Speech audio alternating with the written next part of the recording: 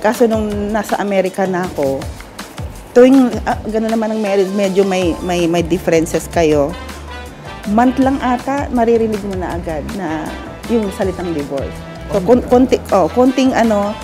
pinamumukan niya sa month pa lang na pag may konting maliit lang na bagay na ano na, yung paper nandyan sa drawer ko.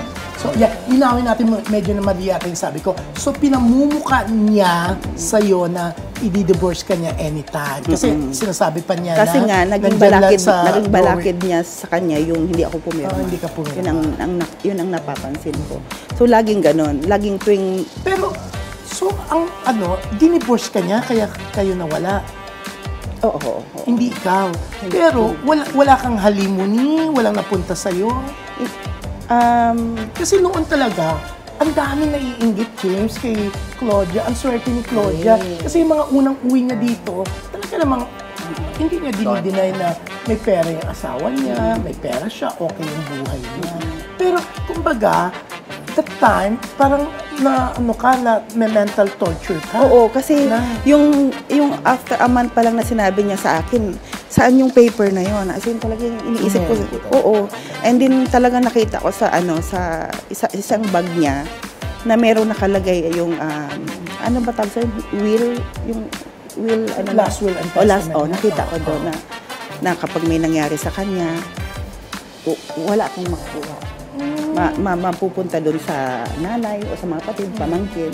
Doon na nag-start yung So, pagdating talaga sa pera, parang kahit sinabi niyang hindi dahil sa wala siyang tiwala sa'yo or anything, pero wala mas okay talaga. pa nga yung pumirma ako eh. Kasi may nakalagay doon, may makukuha ako, may ganyan.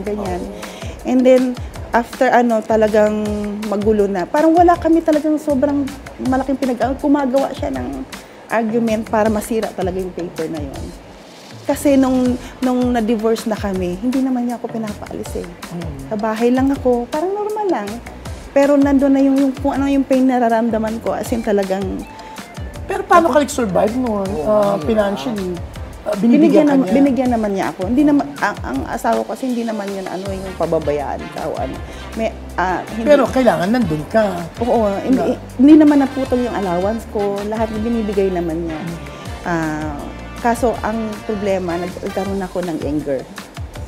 Sa loob mo. Oo, because of what he's doing, because of nalaman mo, nakita mo na last will and testament niya. Lagi niyang sinasabi sa isip ko is, that's a piece of paper lang naman. Ba't kailangan ka umiyak? Ba't kailangan kang nalulungkot? Yun, parang gano'n na. Kaso parang gano'n pa rin, normal yung lumalabas kayo, kumakain kayo, nagbabakasyon kayo. How old is he? That time, mas matanda kasi sa akin eh.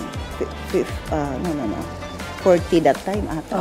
So hindi ganun kalaki ang tanda Hindi naman. naman.